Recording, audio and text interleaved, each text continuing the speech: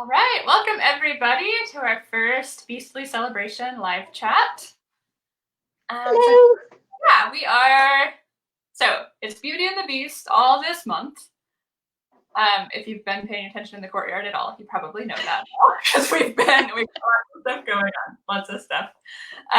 Today we always dress on theme. We're dressed as Belle's iconic blue and white dress. Or various interpretations thereof. Yeah, the interpretations that we could pull together based on what was in our closet, right? So, Erica, we have to do Beauty and the Beast all month. What are we gonna wear? That was pretty much our conversation earlier. Yeah. Okay. So we have Belle in the blue dress. Hi Miriam, so good to have you. Hi Miriam. Yes, and I did try to do the hair, but there's only so much like a litre of hairspray and back combing and pins can do, apparently. No, I'm impressed with your hair because I tried to do it with mine and it's too short. So it was like, if I try to do the swoop, it has to be like really high on my head. I put the rest into the ponytail, but I didn't have the big blue ribbon to stick on the back of it, so close enough. The ribbon, and then I was like, it's on the back of the head, so we'll leave off the ribbon.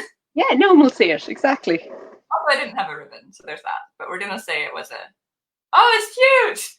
Yes, I was given a ribbon, I'm like, it's too small to be seen. My daughter's like, so wear it anyway. But if no one sees it, what's the point? It's one of those, like, if you know and it makes you feel glamorous, then go for it. But yeah, I'm impressed with the hair. All right. So today we have, I'm going to butcher this name. Apologies to anyone who actually speaks French. My French is fairly limited. Gabrielle Suzanne Barbeau de Villeneuve. That is my best approximation of the accent. All right. So again, I'll offer my apologies too. Yeah. Yes, and show off your mug. It's gorgeous. Yeah, where's the camera gone? Yes, see, I've got the lovely side of it with Beauty and the Beast. You guys get Maurice lost in the woods. Oh, I couldn't tell. I thought it was LeFou, and I was like, that's a weird thing to put on the other side of that mug. No, it's the mirror view of him, because on this side is the Beast handing her the mirror. I see now. I see. Oh, I see. Okay. And they're, our little friends in the corner getting very excited. Hi, Lucy. All right, so real quick, are we going to call her Gabrielle or are we calling her de Villeneuve in our conversation? Gabby. Okay, she's Gabby. Lucy has offered French help. Oh, yay, thank you. We're set. All right, so this is Gabby's version of Beauty and the Beast. This is La Belle et la Bête. Yeah, the original. Oui. So I'm practicing like the 4 phrases of French I have ever learned, despite studying it for 6 years. I've only studied in the context of voice lessons, so I can like recite some really random poems for you, and that's all. That's all.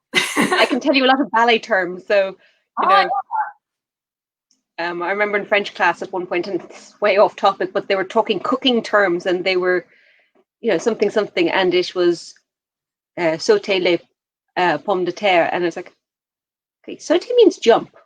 Why are the potatoes jumping? It's like, yes, we shake the potatoes. Like, all right, this is before everyone had a sauté pan and knew what it was.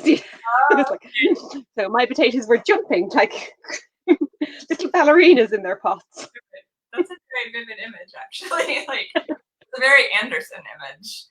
It is, yes. I kind of think that the potatoes and the tin soldier would have had a little duel. Yeah, oh my gosh, and he like stabs them. Okay, we are not even 5 minutes in, and we have veered so far off course. Everyone in the comments, I was like, guys, just watch out. Okay, but back to Gabby's version of Beauty and the Beast. This is originally a full-length novel. It's like 300 and some pages. I think around 350. Yeah, but as we were saying, one of the real challenges is tracking down a proper version of it. Because the history of Beauty and the Beast is there was this monster version from 1740. Then about 15 years later, 1756, de Beaumont comes along and says, chip, I'll make a shorter story out of that. I'll leave out all the parts I don't agree with and change the message to the one I want to promote. That's the story then that got picked up by Andrew Lang, the English guy who translated it.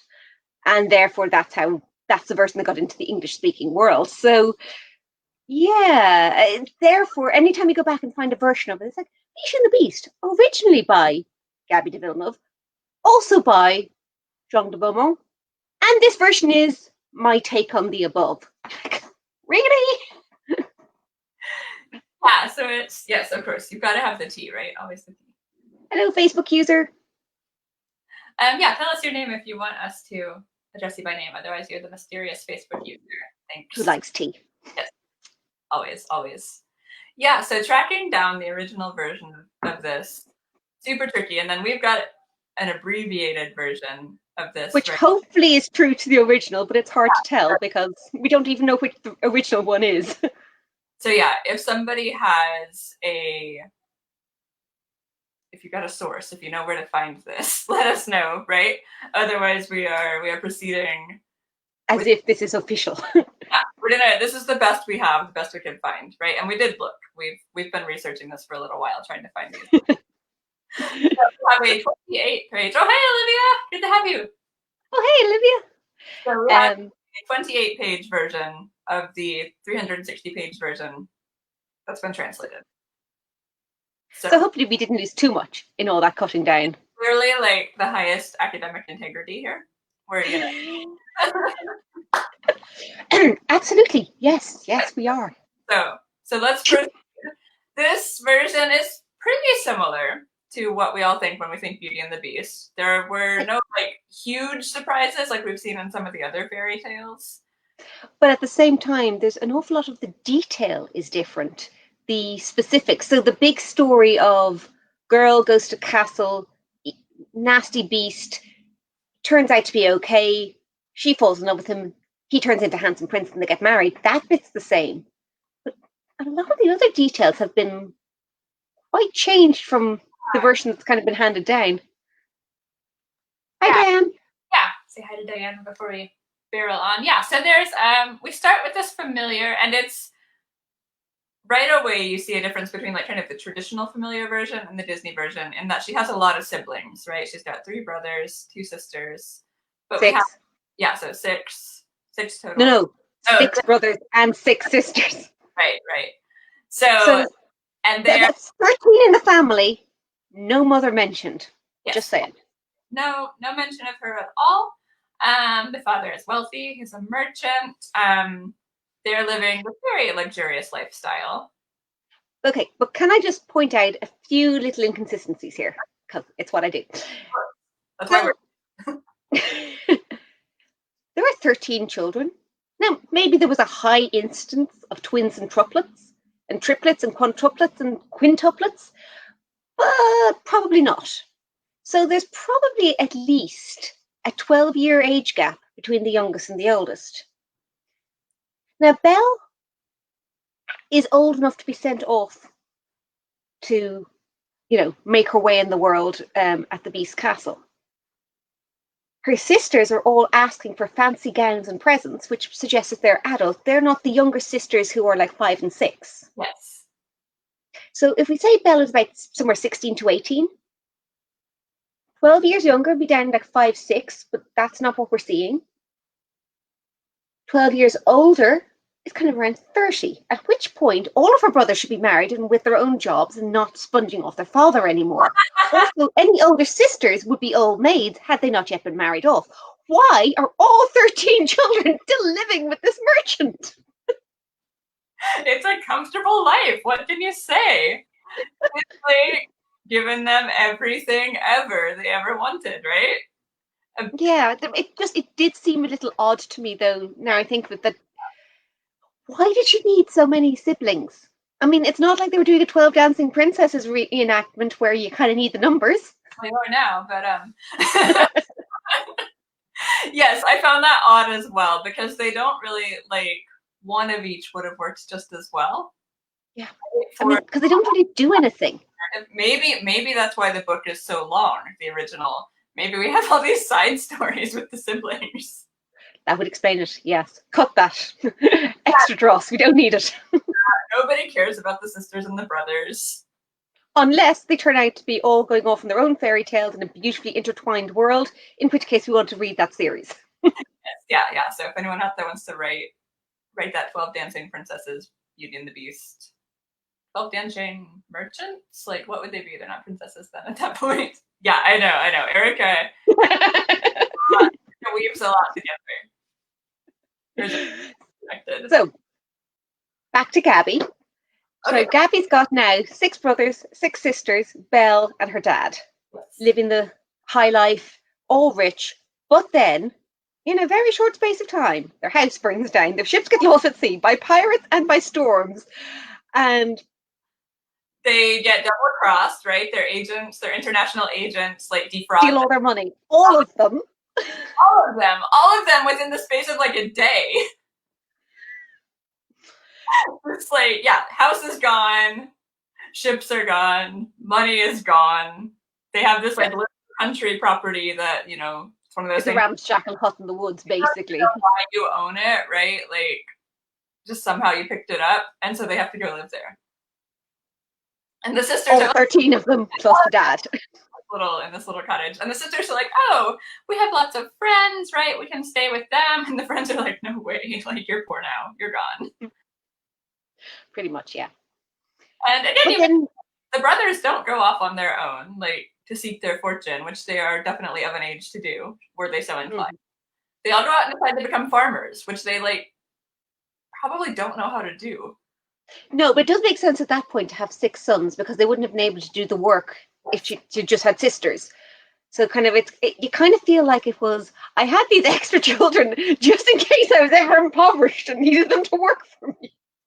Just in case my very successful, well-established business goes horribly wrong, I have kids to support me. On the other hand, I could have saved the money I spent on these extravagant children for the last 20 years and put that in a trust fund for the rainy day, and I would not have this trouble. Yeah, we would be fine. Okay, so So we have serious issues with his children and his family planning. So they're now, cramped into this tiny, it's described as being tiny. There are a lot of them. The sisters are cooking and cleaning. The brothers are farming. Beauty settles into her lot. She's like, okay, it's not so bad. And the sisters are just like grumbling the whole time. Honestly, I would probably grumble quite a bit were I put in that situation. Yeah, but on the other hand, I'd also kind of say, if this is actually what it is, I can be miserable about it, or I can get on with it. You can, there's only so long you can stay and be depressed on it, without it like destroying your whole life. So you have to make a choice. And they kind of were just waiting for someone to come and save them. And then the word comes. One of the ships has been found. They thought it was lost, but it's back. Hooray! Father goes off to get the money, and they're all like, yeah, buy me all these things, right? Because clearly our fortune is made now. We lost several ships. All our international agents, our entire house is burnt down, but one ship coming back, and our fortune is made again. We're set. I think they need to do a little bit of math. Someone needs to teach them how to add. Yes, yeah, would be good. No one did. So, and then he asks Beauty, right? Like, well, what would you like? They all want these gowns and these jewels. And she's like, I really don't want anything. I just want you to come home safely. Because she's also like, I really don't think this is going to work out so well. And whatever money we have, we're going to need. So don't be wasting your money on frivolous things like a present. Yeah. Yeah, so. And then the sisters get jealous and annoyed because like, you're making us look bad because you're saying that we're greedy asking for all these things. It's like, kind of are. So then she's obliged to ask for something. So she asks for a rose. Yeah. A rose. Yeah, yes. Sorry, I'm just reading Lucy's comment. Jean-Charles, Jean-Philippe, Jean-Marie, Jean-Jacques, Jean-René, Jean-Sebastien have no interest in seeking out their fortune. Yeah, earlier where she said that they were all named Jean something. So yeah, wow. The character for the brothers, and then Facebook user says they just need their forks. That's that time. Yeah, so she asks for a rose. She says there aren't any roses out, in the forest. I haven't seen one for a long time. I love it. I love roses. Just bring me a rose. And it's mentioned it's summer at that point. Because later on, I didn't think asking for a rose in summer, was a big deal. So she's So think of the smallest thing she can think of, right? Like, pick me a rose. pass a rose bush, grab me a rose, come on home. We're good. Yeah. But he gets to town. Turns out everyone thinks that he's dead. I'm like, he and 14 children went to the forest. 13 children. Like, you just thought he died and no one noticed. There's like another potential crossover. Like, oh, we thought the wolf got you. Oh, we thought the ogre got you. Like, I think it's kind of a "we thought you were dead" kind of situation. Yeah, so we thought we could take all your stuff and you wouldn't stop us. Already taken your stuff. And they already had. He tried to fight them. He tried to get it back. 6 months he spent trying to get his belongings back. All to no avail. He left 6 months later, as poor as when he started. Yes.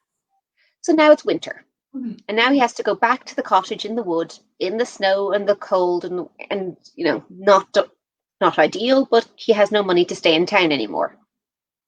So he heads off. Okay, sorry, I was looking. Laura became Laura again, and not Facebook user. Yeah, so he heads off into the woods. It's snowy, it's dark, he loses his way. We're familiar with this part, except he spends the night in a tree randomly. Now, was there a tinderbox in the tree? One asks to ask. Yeah. I'm just like, where this was just a thing, you like find things in trees. Yeah, so he's sleeping in the tree. I think he hears wolves howling, something disturbing him. He runs, and then he suddenly finds himself like on this lane, and it's summer again, and there are like orange trees and like topiaries, and it's beautiful, and there's this castle, and he's kind of. We don't get a lot of action, but I mean, he just goes in, right? Like, well, quite frankly, if your choices are, you know, stay in the snow and all the paths look the same now, you don't know which way you've come anymore because the snow has fallen, or walk into the castle and hope someone nice there can direct you on your way. Yeah, I'd take my chances with the castle. That's fair. It's a beautiful summery castle with orange groves. It isn't saying danger, beware, the beast lives here. It kind of feels like it should be safe. Okay, that's fair. Other than the like weird magical summer, you know, there are oranges. It's summer versus snow. I would take summer, even if it's magical. So yeah, he goes in. He sees no one, but he's treated to a meal that just kind of appears. A bed kind of appears, and he's like, "This is probably meant for someone." He waits a while. Nobody comes, and he's like, "Well, I guess I'll just like take it and apologize if they come." And they never do come, so he's just kind of hanging out. And the next morning, his breakfast is served, and everything's nice, and he's like, there's no one here. Then he thinks, well, maybe this is all meant for me because everything's turning up for me. So he starts going around the castle thinking, well, if this is my castle, then I'll give that to Jean Sebastian, and that to Marie Claire, and that to... And he starts fighting up the property in his mind to all his children. And then, you know, he finishes up and he says, right, well, I'm warm, I'm dry, time to go home. I'm going to get my family and bring them all back here, and we'll live here happily forever. Yeah. You know, our troubles are over. Decent plan. But so he heads out the gate and sees a rose bush. And then, remembers Beauty wanted a rose. So he picks the rose for her, which honestly, given the context of everything, seems like a perfectly reasonable thing to do. The castle has kind of been serving his every whim, but of course then the beast appears and is like, what are you doing? I gave you food, I gave you lodging, and then you pick my rose? What the heck? You have to stay here now with me forever. And the guy is like, given everything else, this is kind of the least of my offenses. Kind of like, this is hardly a big gift. And the beast's like, but it's still stealing, kind of. Yeah. Now, I had a problem with this scene just for exactly what the father said, which was kind of like, I've stolen your food and your hot house and all the rest of it, but, you know, I'll just take a rose. Why is that a problem? But here's the thing.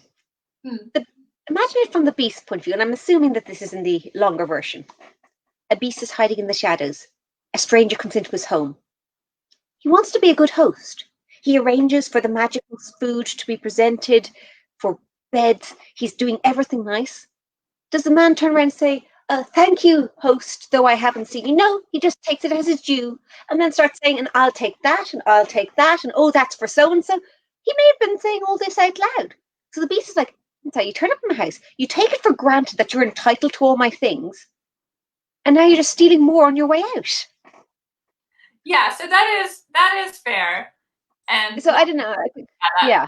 Usually in a retelling, we have a reason why the rose matters. We don't really ever get a reason here, which is interesting because that becomes like such an iconic symbol of this fairy tale. Yeah.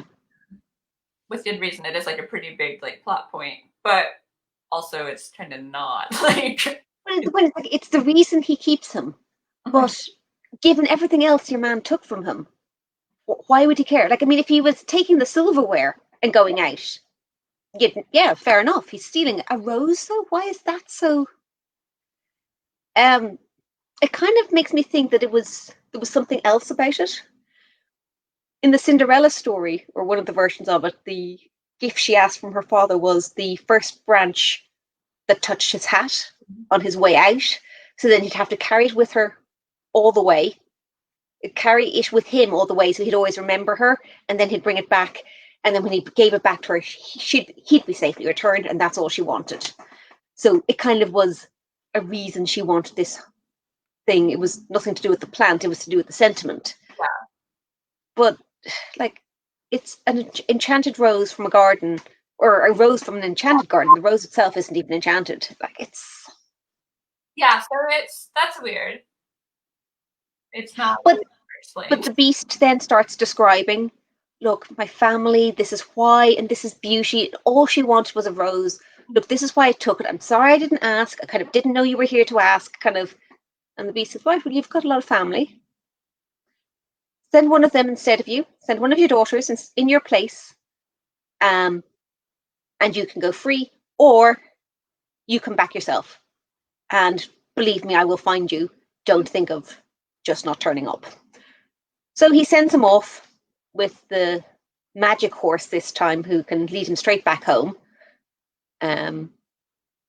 Father tells all of them the news, and at first, of course, because he's coming back in the rich robe and all that, the daughters are like, wonderful, we're named, look at all our fortunes. And then so we don't have any money, and someone has to go to the castle. And they're all now really annoyed at Beauty. But if you hadn't asked for a stupid rose, none of this would have happened. Sisters are pretty terrible here. The brothers are okay. They just tend to start making plans to like hunt the beast. We'll free you, Beauty. Don't worry. Yeah, come on when he comes. So I think that's kind of where we get this Gaston character, right? This like hunter and possibly kind of overprotective and overbearing. Is this idea of 6 brothers, condensed into one. Overload of masculinity. So yeah, but Beauty is like, well, maybe I should just go. Like that seems the logical thing to do here. So anyway, they go back to the castle. Eventually, Belle and Beauty and her father go back to the castle, and the beast. We had made a point of it saying, you can't lie to her. She must come willingly of her own. Of her own accord. Whatever religion. She comes in, like there are fireworks going. There are like, when she comes in, come on, it's a lovely place. Yeah. Be our guest. Like, okay, he's either like really hungry and really excited to eat me, or he's cool. So it's probably okay. But then, which I thought was a really nice touch, and it isn't in any of the other versions, is that when Belle comes back to fulfill the contract, the beast says to her, and I liked it that he said it to her, not to her father, go to the next room, pick stuff for your family, and send it back with your father. This was kind of like basically him giving her a dowry. Yeah. Or a bride price for that. But I like that it wasn't just kind of like, oh, father, before you leave, you may take what you want. It's like, no, this is a gift from you, Beauty, to your family. You pick what you want. And they filled up all the cases and sent off all the gold and the dresses and the jewels. And the father went off with the riches, and Belle stays behind. And she falls asleep. And she sees this handsome prince in her dream. And he warns her, like asks her, will she help? Of course I will, because you're lovely. Don't be deceived by appearances. You must look with more than your eyes. And then this beautiful lady appears and basically says the same thing. Sorry, I've just seen Laura's comment. There's a girl in the castle. It's about that vibe, yeah. It's about that vibe. She's got fireworks. You're pretty excited. Yeah, so she has a dream. Sees this lovely prince. Sees this kind of magical woman. They tell her, "Don't be fooled by appearances." And then and kind of comes to the conclusion, right, that like, oh, he must. Well, she sees some portraits of him around the castle. Yeah, so she wanders around the castle because she's bored, and then she starts seeing him. She sees parts of the places from her dream in the garden. She sees the prince's portrait on the wall, this huge portrait of him, and goes, "Oh, he must be the beast's prisoner." So that's kind of why he's coming to me in my dreams while I'm here. And each night the beast just turns up, just as she finishes her dinner, goes, "Hello, will you marry me?"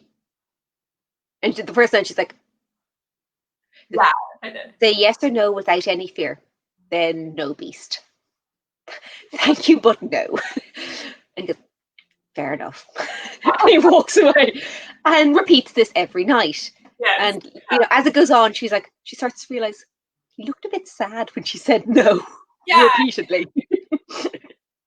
Yeah, looks like they have a little bit of a rapport, right? And this is one thing that's interesting in the retellings. It's often like not a great situation, and she has like everything ever, right? Like he's very, very nice to her. And it is very much a magical castle because everything she wishes for, the castle like reshapes itself to meet those desires. Like she finds the birds. The birds, and she's like, "Oh, these are lovely. I wish they were closer to my room." And then she goes through another door and goes, "Oh, this is my room. I thought my room was on the other side of the castle." Like, we will rearrange the castle just for you.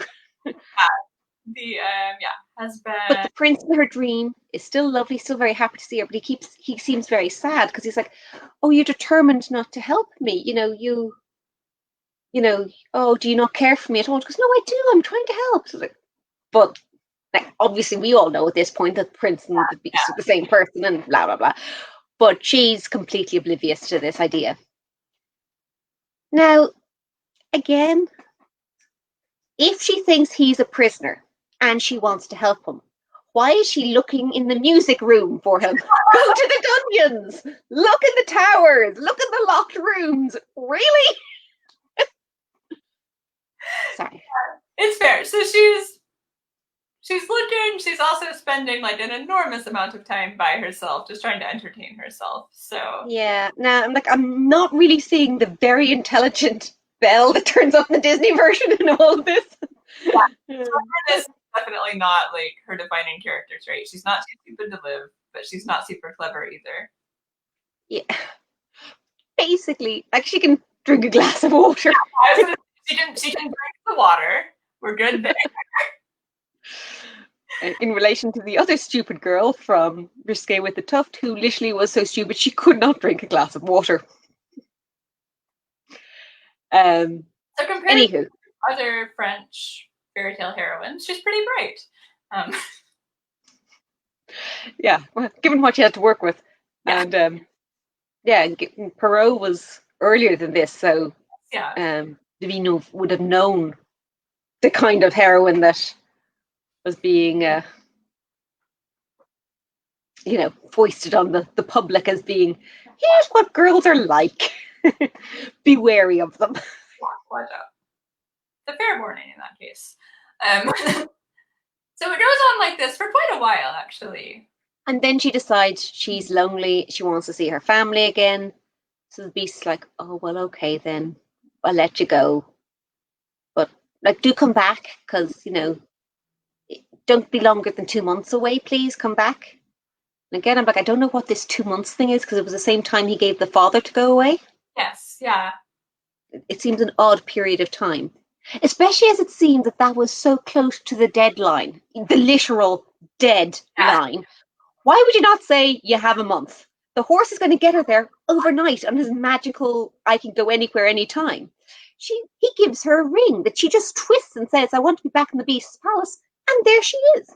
And he refers it to her as, say that you want to be back in my palace. And so she says, I want to be back in my palace. And she never picks up the fact that he said, I'm giving you the castle. It's yours. Yeah. Back. So she, yeah, and I think like I read it more as like he kind of is dying of a broken heart rather than like there was a magical deadline. So again, and yet he knew that it was like kind of, I only have 2 months without you. Yeah, if you know your heart's going to break in 2 months, on schedule. Yeah. It's like I know my limits, man. 2 months before I'm dead.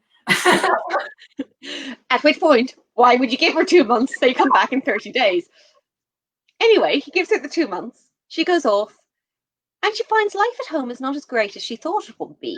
Yeah. Her sisters have kind of, because of all the gold they brought back, they're all rich again. They're back in town. Life is good, and they're kind of, oh, you know what? We're doing fine without you. We don't need another sister. Kind of.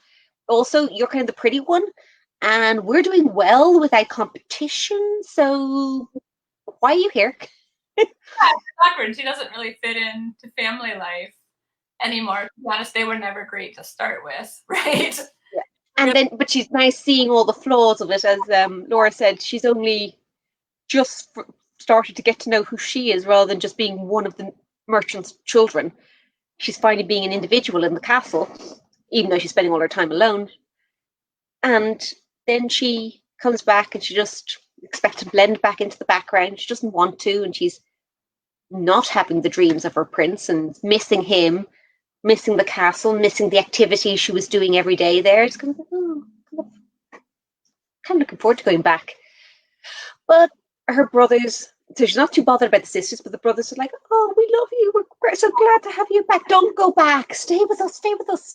So she doesn't want to break their hearts by saying she has to go again. And yet again, I'm struck by, he let her leave once, and she comes back.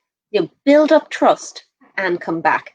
Yeah. Like, I'm not quite sure why she promised, let me see my family one more time and then I will stay with you forever. Like, or you could just build in I'm allowed holidays into your forever contract. Like, once a year, I get a month off to see my family, say hello, and I'll be back then. Every year, though. Continuously, I get to see my family. Yeah, so it's either then, like, somehow in the magical spell that doesn't work, or he just has a really low tolerance for being alone. In which case, like, this is a rough thing. This is a rough thing for him. Anywho, she finally... Yeah. She then has a dream of the castle, and she sees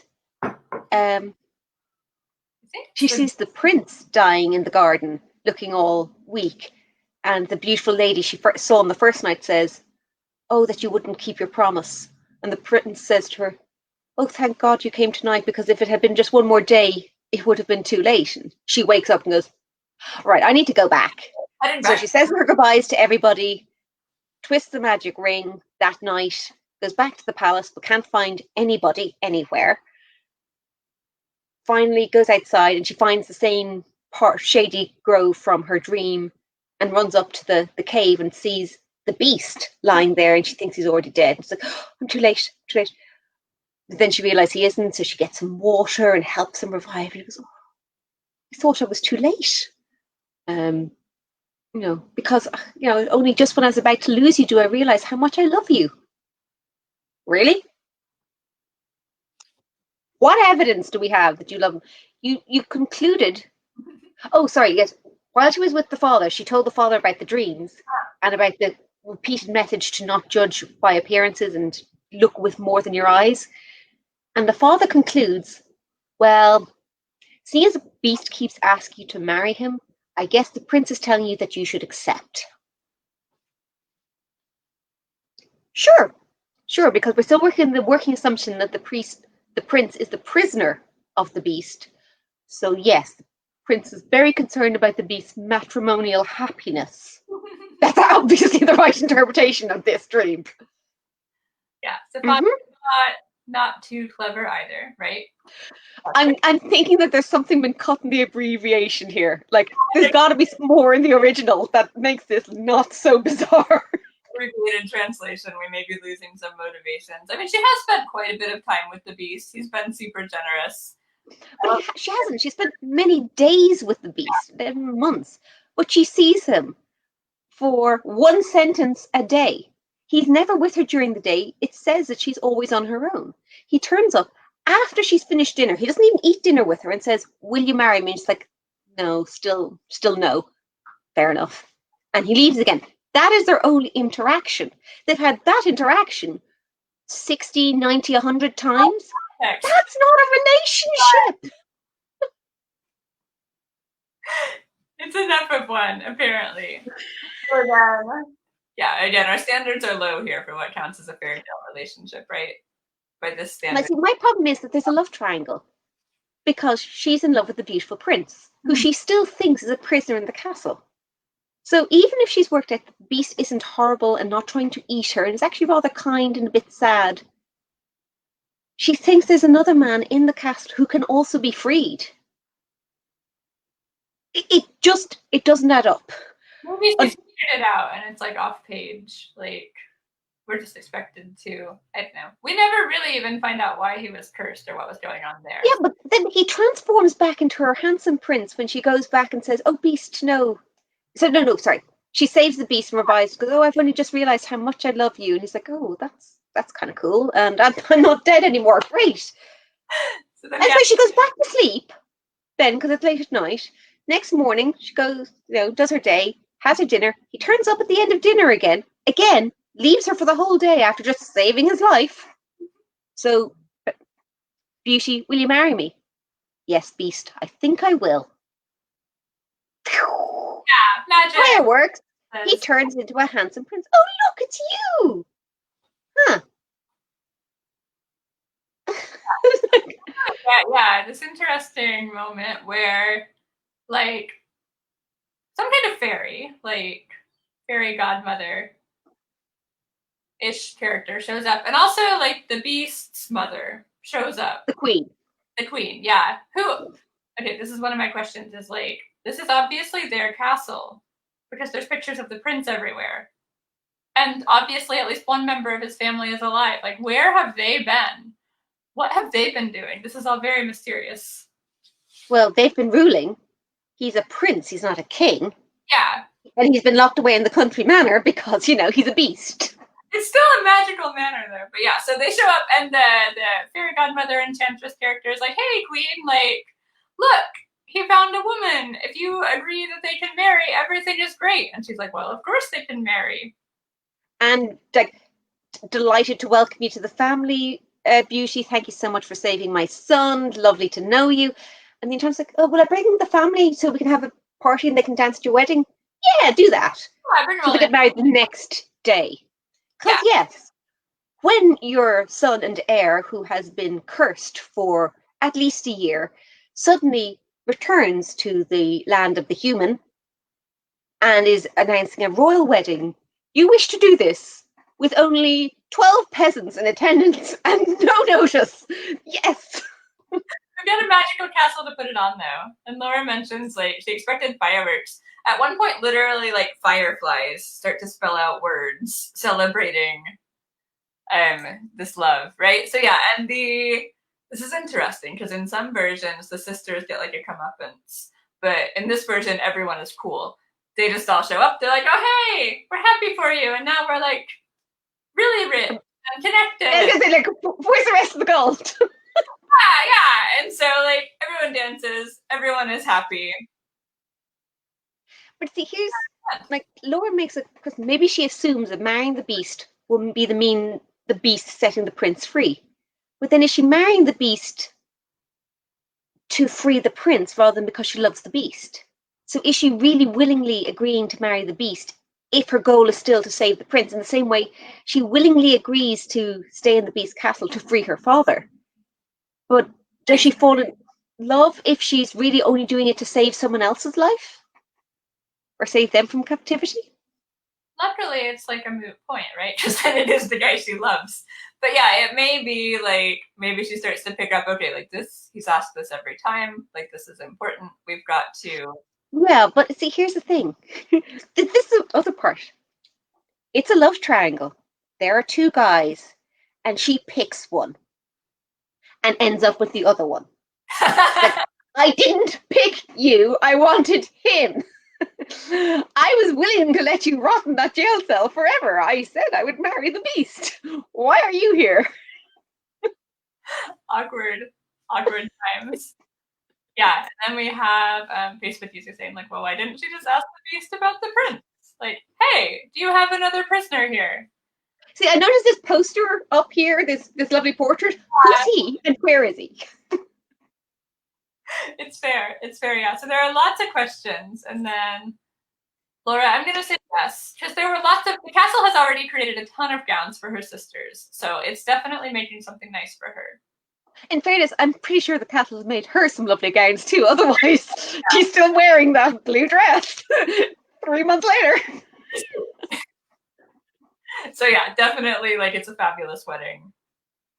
You know, maybe out in the orange grove, there are tropical birds. It's great. Yes, you do. But yeah, so there's just I'm just hoping the fact that a 300-page story has been chopped down to 26 pages is the reason why so little of this makes sense.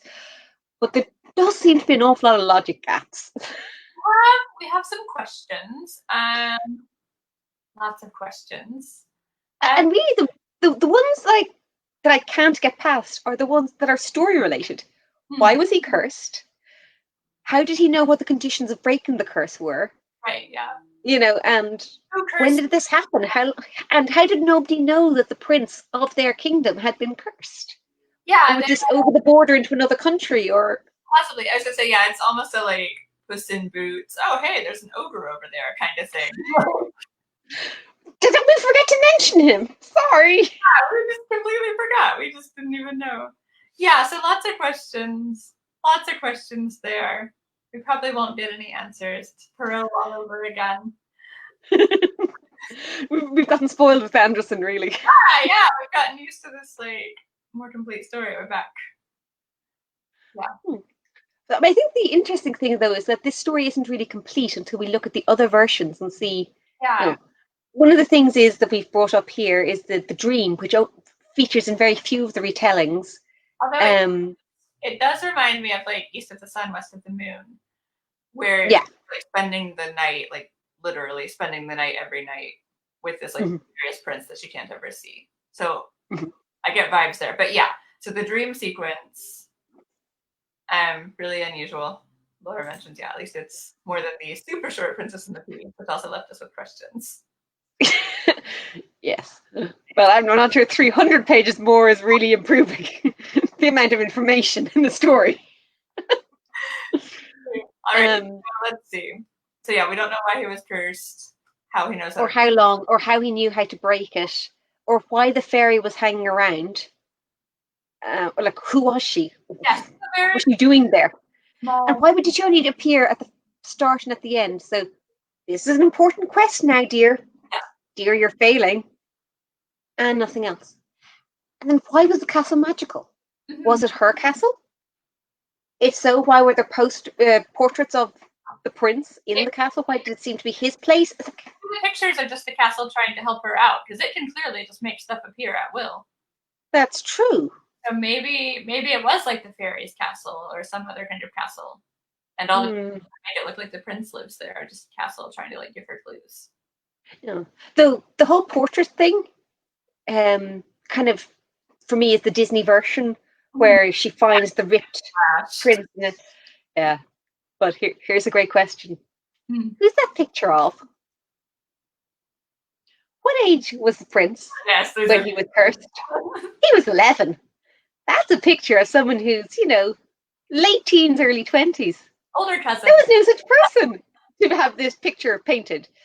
And if it had been painted as what you might have looked like, the beast probably wouldn't have attacked it because, it wasn't what he looked like. And he certainly would have commissioned it after he turned into a beast. And why would an 11-year-old say, "Hey, draw me a picture of what I'll look like when I'm 18"? You're rich enough and smart enough. You might ask for that. But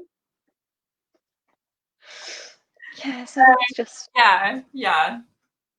The portrait raises questions. Miriam raises a good question of like, what's the beast doing the rest of the time? Like, yeah. And why couldn't he come and say hello? And yeah, the magical servants thing. Maybe it's just the whole castle is magical, but it still kind of bothers me that it just yeah, it just appears. Laura, caters to your every whim, but it doesn't say, yeah, well, what do you want? Like I'd like to actually talk to somebody. And could you make the beast turn up for a while so I could have some company? yeah. It just it's this very benevolent, but also very like hands off kind of magical force. Yeah. And again, is that because he's embarrassed because he's a hideous beast?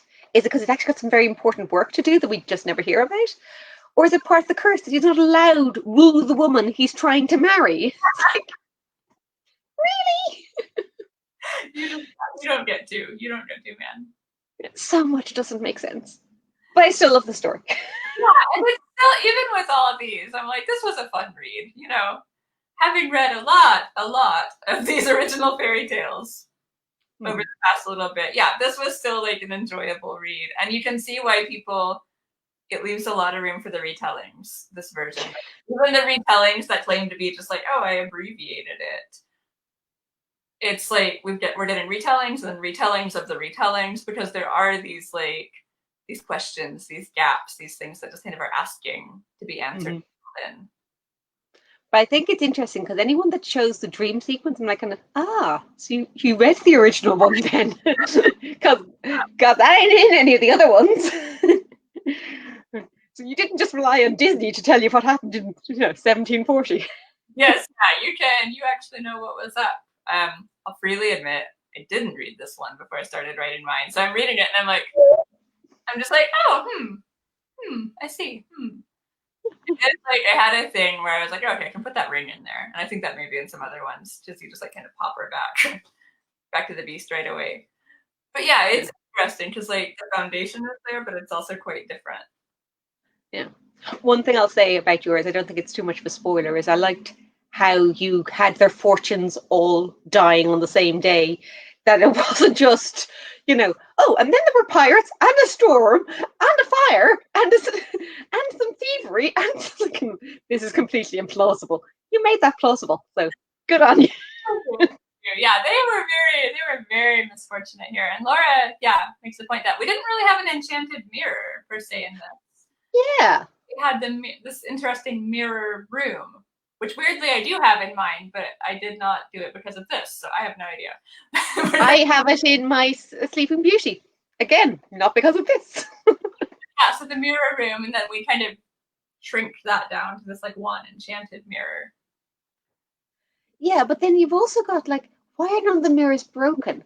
Or the whole room dusty? I mean, it's kind of expected it's the room that the beast never goes to. Right, yeah. Well, the castle is self-sustaining, though. It can clean.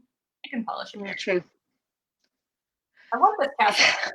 So many things that you could have done differently there, Castle. I mean, of all the things you thought, a lady walking down the corridor would want, a room full of mirrors. That was it. A room full of shoes, maybe. But she's already got her clothes. She looks fabulous. She needs to see. The castle's like, very competent fashion designer. It's given her lots of stuff. I'm now hearing Lumiere's voice saying, "Oh, mais oui."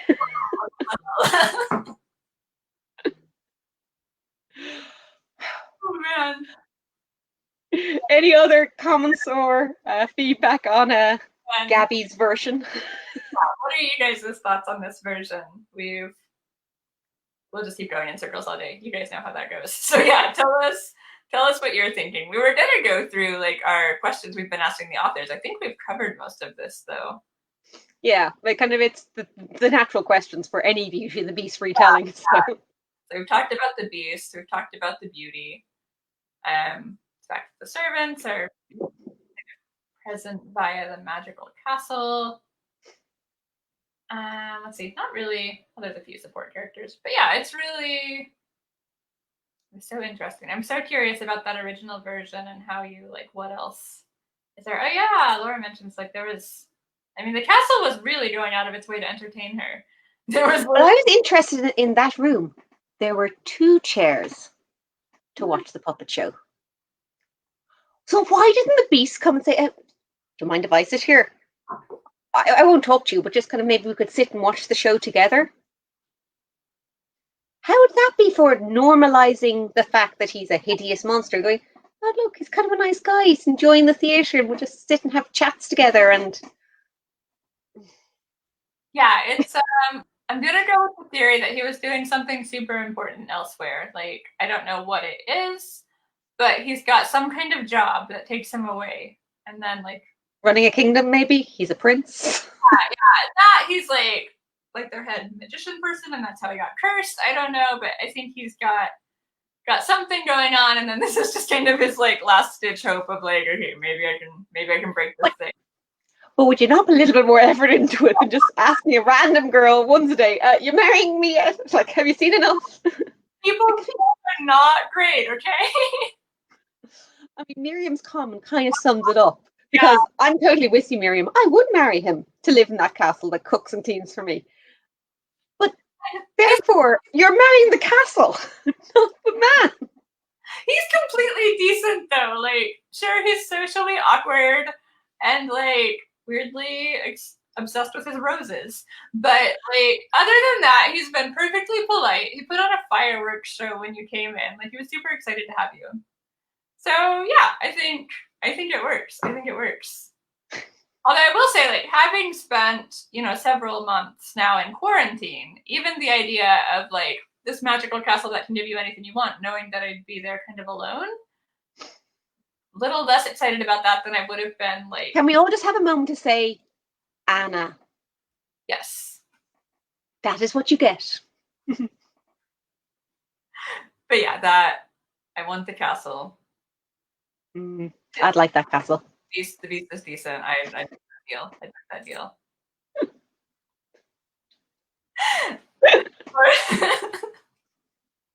Yeah. Beef ragout, cheese soufflé, pie pudding on flambe. At the dinners, there's something there that wasn't there before. Just something about the way he asked, "Will you marry me?" The thing is, no, the dinners turned up by magic. They weren't there, then they were. I see, yes. The whole thing. But the problem is, Laura, he didn't actually eat the dinners with her. So it wasn't like they had a conversation during it. He just turned up at the end of dinner. Because it even says that it doesn't take long to eat when you're eating alone. Like, so sad. Talk to the girl. Fair. What would I say? It's like Cogworth and Lumiere advising him. You must control your temper. Yeah, he didn't have, like, the castle's not pushy, right? It's not gonna, like, push him to go talk to her. So he's not got that. I'd have liked the sentient castle to kind of keep leading her off on paths, and every time she opens the door, she walks in on top of wherever he is, and they end up having these awkward conversations. Every time he gets up from his study to get more ink for his quill pen, it's like, how did I end up on the other side of the castle in the orange grove where you happen to be? Hi. Castle! Get me out of here! That actually sounds fabulous, and I want to read that. Yeah, I wish we could have magically like that. Gosh, same. I'm liking Robin's musical contribution too. Yeah, so I want that now, where the beast is just like super, super shy. It's not even about the fact that he's a beast. Yeah, so it's like throwing them together. And I wanted that the reason he got cursed was that his mother hung out with her best friend, who happened to be his godmother, saying, that boy, like, he loves his experiments and his books, and he never leaves his castle. And how is he meant to meet a girl if he'll never go to one of the balls? Do something! And she expected the fairy godmother to do a Prince Charming, invite all the beautiful ladies to the castle. Instead, she curses him in his isolation and says, no, get the girls to come to him. And the mother's like, I'm really not saying the logic here, but if it gets him a girl, I'll do it. We'll just go with it. We'll just go like that. Yeah, Robin's go like that. Yeah, I like that take on it a lot. Yes, I don't have time to write it. Angela, you can write it. I shall give you another writing assignment. Maybe that would make like a fun short. It would obviously also make a fun novel, but I'm pretty booked up. I'll think on it. Yeah. I like this idea.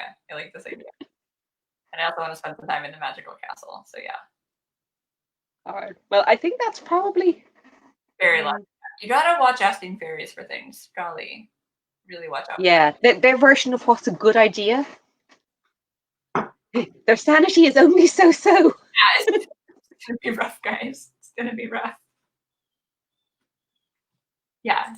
Laura says that she was shy too, so maybe they're both just like, yeah, super withdrawn, and that's why we get this very, very subtle. I'm kind of now wanting a Beauty and the Beast that is Pride and Prejudice at Rosings Park, where they keep bumping into each other on the walk. Yeah. Oh, you again, Miss Bennet. Yeah. Terribly, and shall I walk with you? Yes, that would be delightful. Yes, absolutely. And like, what do we say? What do we say? What do we say? Or like the dancing scene where it's like, we're silent, we're totally silent. You have to say something. What do I say? I don't know what to say. You say something. Yes, it's perfect. Okay, I want that retelling now as well. Somebody, we need to just like hire a whole team of ghostwriters to be like, okay, look, guys. And then we'll make an anthology of just, oh, wait a second. Don't we know someone who's doing an anthology of Beauty and the Beast stories? Yeah. All right, yeah. I think we've established a solid foundation of, again, the abridged, translated version of what we think the original is. So we'll play on that more next week and see. When we see the abridged version of the original story and what slants were changed in terms of how the messaging was repackaged in Beaumont's version. I'm excited to see what goes down in that one. Yeah, thank you guys. Yeah, so much for joining us. This was so much fun. Lovely to see you all, and enjoy the rest of the Beastie celebration. We'll talk to you next week and see you in the courtyard in the meantime. Absolutely. Bye, guys. Bye.